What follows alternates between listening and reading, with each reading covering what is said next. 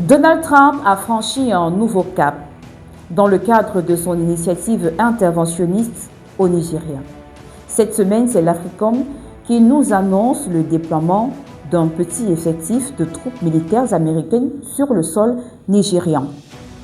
À en croire les sources officielles, du moins selon les déclarations du commandant de l'AFRICOM, le commandant Dagwin Anderson, ces petites équipes sont d'équipes d'officiers spécialisés dont le but serait alors de renforcer la lutte contre les groupes djihadistes et terroristes, en l'occurrence ceux appartenant à l'État islamique sur le sol nigérien.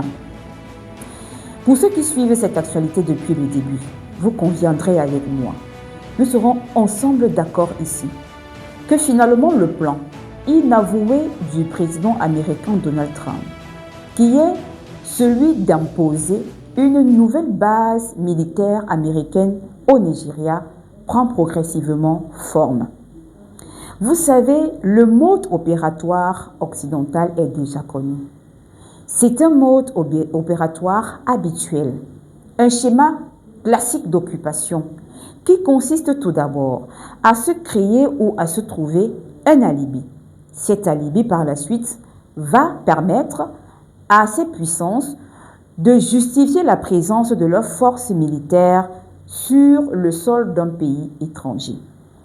Et pour le cas du Nigeria, depuis pratiquement 3 mois, le président américain s'est positionné en un sauveur d'une communauté chrétienne, alors prétendument victime d'exactions, victime d'abus et de violations par des groupes djihadistes et terroristes dont la partie nord-ouest du Nigeria.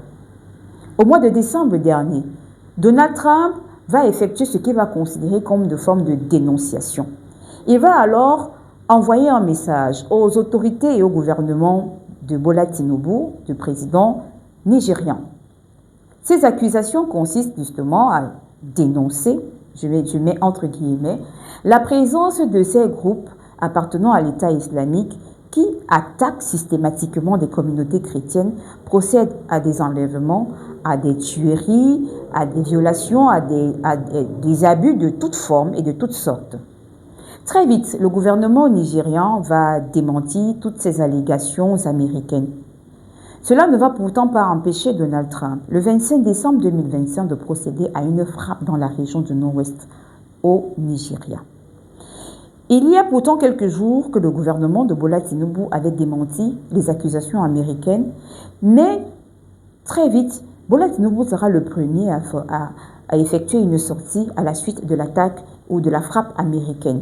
Bola Tinubu va rassurer l'opinion nationale et internationale sur le fait que cette frappe a été faite en coordination avec l'armée nigériane. Chose assez curieuse. Et jusqu'aujourd'hui, on n'a toujours pas le bilan arrêté, officiel, communiqué sur cette attaque. Alors, je le disais, le schéma est classique. Donald Trump va continuer à brandir la menace d'une nouvelle opération, parce que selon lui, les groupes continuent à opérer sur le terrain, et notamment dans cette partie du pays. Voilà donc qu'on arrive aujourd'hui à un déploiement d'un effectif militaire sur le sol nigérien. Je vous prendrai d'autres exemples récents. Le cas du Venezuela, par exemple, où on a vu le président Nicolás Maduro être déporté de force vers les États-Unis pour se faire juger devant les juridictions américaines, notamment à New York. Accusé de narcotrafic et de terrorisme, à Caracas, on verra un matin une Delta Force américaine se déployer, particulièrement dans le palais présidentiel, pour procéder à une forme d'arrestation qui va mener donc à l'enlèvement du président Nicolás Maduro et de la première dame du Venezuela. L'objectif ici pour les États-Unis, c'est le contrôle du pétrole vénézuélien. Donc vous comprenez que tout n'est qu'une question de ressources stratégiques. C'est le contrôle des minerais stratégiques, c'est le contrôle du pétrole, c'est le contrôle de toutes ressources stratégiques qui serviraient à leurs intérêts. Le dernier exemple est celui de l'Iran. L'exemple a bien voulu se répéter pour l'Iran. L'Iran s'est finalement révélé être un adversaire de poigne et de poids face aux États-Unis, qui fait aujourd'hui reculer battre en retrait l'armée américaine, dont Donald Trump en l'occurrence. Au mois de décembre, un peu avant la fin du mois de décembre 2025, de vives contestations et de manifestations vont éclater à Téhéran et dans plusieurs villes iraniennes.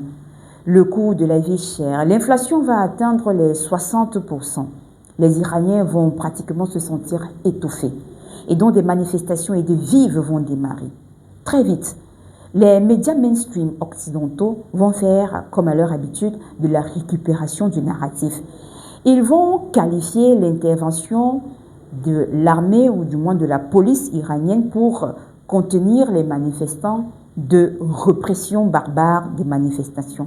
Le même narratif sera repris par certains médias américains et même par le président américain Donald Trump, qui va accuser le régime de Téhéran d'avoir procédé à des tueries seulement en l'espace de 3 jours à plus de 6000 personnes. Il va aller plus loin dans ses accusations, accuser Téhéran de procéder à des exécutions, à des arrestations